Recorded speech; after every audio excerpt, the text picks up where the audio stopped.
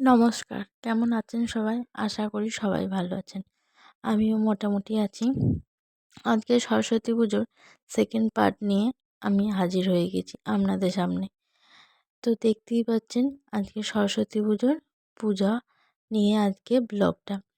সকাল সকাল একদম স্নান টান করে রেডি সেডি হয়ে পুজো তলায় চলে এসেছি। এসে দেখছি মা সরস্বতীকে যেন একদম অপূর্ব একটা মায়াবী লুকে লাগছে। কি মনে হচ্ছে বলুন তো, খুব সুন্দরভাবে সেজে গুজে আমাদের ব্রাইড যেন বসে আছে, আর আমরা সবাই এসেছি সেই ব্রাইডকে দেখছি।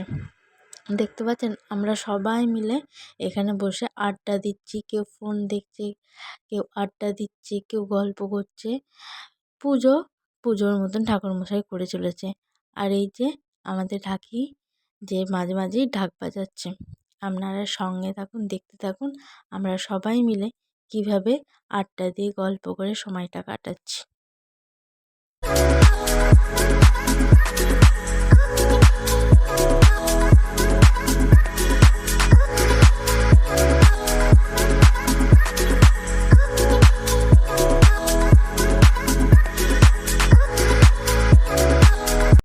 সরস্বতী পুজো মানেই বাঙালি মানুষের কাছে একটা ইমোশন, তাই তো?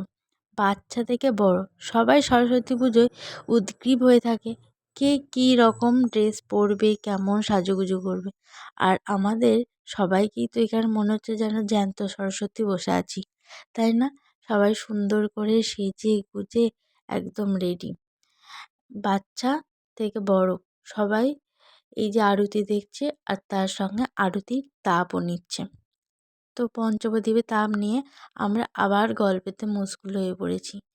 এরপর আমরা কিন্তু পুষ্পাঞ্জলির দিকে যাব, কারণ আরতি হয়ে যাওয়ার পরই আমরা সবাই পুষ্পাঞ্জলির জন্য রেডি হয়ে যাব।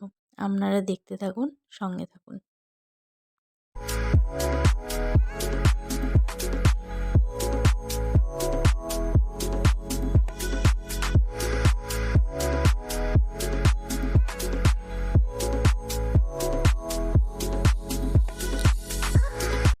পুষ্পাঞ্জলির জন্য আমরা মোটামুটি সবাই তৈরি হচ্ছি। দেখতেই পাচ্ছেন হাতে সবাইকে গঙ্গা জল দিয়ে দেওয়া হচ্ছে, এবং গঙ্গা জল দেওয়ার পর ফুল নিয়ে আমরা পুষ্পাঞ্জলি দিতে আরম্ভ করে দেবো। তো আমাদের এখানে যে মা সরস্বতীটা আছে, তো সেই সরস্বতীটাকে একদম ব্রাইট সাজিয়ে বসিয়ে রাখা হয়েছে, আর পাশে কিন্তু একটা ছোট্ট সরস্বতী আনা হয়েছে, এখানে পুজো করা হচ্ছে, এখানে হোম করা হবে, আরতি করা হচ্ছে। আর এই মা সরস্বতী একদম ব্রাইট সেজে বসে আছে। তবে দুটোই অপূর্ব সুন্দর দেখতে হয়েছিল এবং অপূর্ব সুন্দর লাগছিল। এবং সরস্বতী পুজোর দিনটা আমি ভীষণভাবে এনজয় করেছি, সকাল থেকে একদম রাত পর্যন্ত ভীষণ মজা করেছি। তো পুষ্পাঞ্জলি দিই আর আপনারাও দেখতে থাকুন।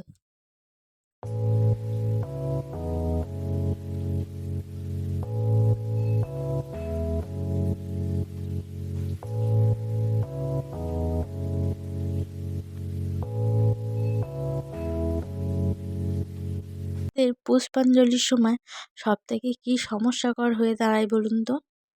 ফুল। একদমই তাই। যখনই পুষ্পাঞ্জলি দিতে যাবেন সব জায়গাতেই দেখবেন ফুলটার বড্ড আকাল পড়ে। সবাই যেন ফুলটা কোথা থেকে পাবো, ফুলটা কোথা থেকে পাবো, এরকম একটা ব্যাপার হয়, তাই না?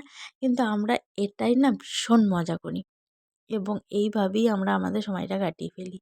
আর এই যে একটা সত্যি জ্যান্ত ছোট্ট মিষ্টি সরস্বতী বসেছে মা সরস্বতীর কাছ থেকে আশীর্বাদ নিয়ে তার পড়াশোনার জীবনটা সুন্দর করতে। একটা হাতেখড়ির পর্ব চলছিল। তো এখানে একদম ব্রাহ্মণ মশাই তার হাতে খড়ির ব্যবস্থা করেছিল। তো সেই হাতেখড়ি দেওয়া হচ্ছে বাচ্চাটাকে। ও প্রত্যেকটা মন্ত্র এত সুন্দরভাবে পারফেক্টলি বলেছিল, যেটা না শুনলে আপনারা বিশ্বাসই করতে পারবেন না, এবং একদম লক্ষ্মী সোনার মতন বসে বসে মা সরস্বতীর কাছে আশীর্বাদ নিচ্ছিল। এরপর আমরা সোজা চলে গেছি একদম রাতের বেলায়।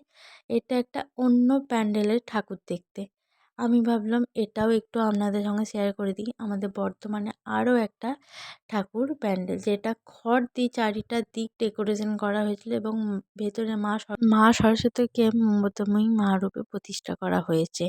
এরপর আমরা আমাদের বাড়ির সামনে মেন আকর্ষণপূর্ণ প্যান্ডেলে চলে এসেছি। দেখতেই পাচ্ছেন, যেটা আমি আগের ফার্স্ট ব্লগে দেখিয়েছিলাম যে একদম প্যান্ডেলটা কিভাবে তৈরি করা হচ্ছে, এবং থিম হয়েছে দুটো, একটা ভেতরে একটা বাইরে। বাইরে এই যে আলোর যে থিমটা, যেটা রাত্রের বেলায় যে অপূর্ব লাগছিল, এটা না বলবার মতনই নয়। তো ভেতরে থিম হয়েছিল একদম নারী কেন্দ্রিক, একদম নারীদের নিয়ে।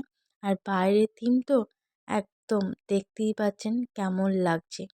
অবশ্যই কমেন্টে জানাবেন যে আজকের এই বাইরের থিমটা কেমন লাগছে। এবং বাইরে থেকে দূর দূরান্ত থেকে বহু মানুষ এই প্যান্ডেল দেখতে এসেছিল এবং প্রশংসাও করেছে। আপনাদের কেমন লাগলো প্যান্ডেলটা অবশ্যই কমেন্টে জানাবেন। এছাড়াও আমাদের 3 দিন ব্যাপী ছিল নানান রকম অনুষ্ঠান এবং নানান রকম গেমস।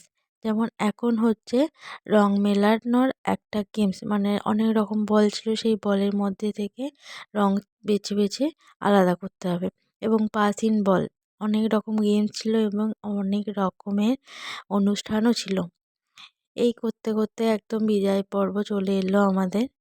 তারপরে একদম শেষের দিনকে আমরা মা সরস্বতীকে বরণ সহযোগে এবং তাকে মিষ্টি খাইয়ে আমাদের বিদায় পর্ব।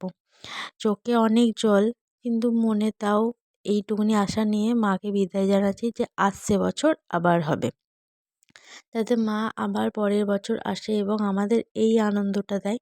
সেটাই মায়ের কাছে প্রার্থনা, এবং মা যেন সবাইকে সুস্থ ভালো রাখে। এবং শেষ পর্বে মাকে মিষ্টি মুখ করিয়ে মাকে বিদায় জানানো হচ্ছে। তো মা এরপর যখন বিদায় যাবে, তার আগে আমরা ছোট্ট করে মাকে আবারও আনন্দ দিয়ে তারপর মাকে কিন্তু মায়ের বাড়ি পাঠানো হবে। তো আমরা যে নাচ গান হই হুল্লোড়ের মধ্যে মাকে রেখেছিলাম, তাতে মা তো বেশ খুশি। যাওয়ার সময় চোখের জল তো আর মায়ের পছন্দ হচ্ছে না, তাই যাওয়ার সময় একটু নাচ গান করে মাকে বিদায় জানাই। তো আপনাদের এই পুরো ব্লগটা কেমন লাগলো সেটা কমেন্ট বক্সে জানাতে ভুলবেন না, এবং আমাদের এই বাণী বন্দনা এবং সরস্বতী পুজো কেমন কাটালাম, কেমন এনজয় করলাম, সেটা আপনারা পুরোটাই দেখতে পাচ্ছেন। পুরোটা হয়তো ভিডিও ক্লিপস নিয়ে উঠতে পারিনি, কিন্তু যতটা নিয়েছি সেটাই আপনাদেরকে একটুখানি জানালাম, দেখালাম। আশা করি আপনাদের ভালো লাগলো। নমস্কার।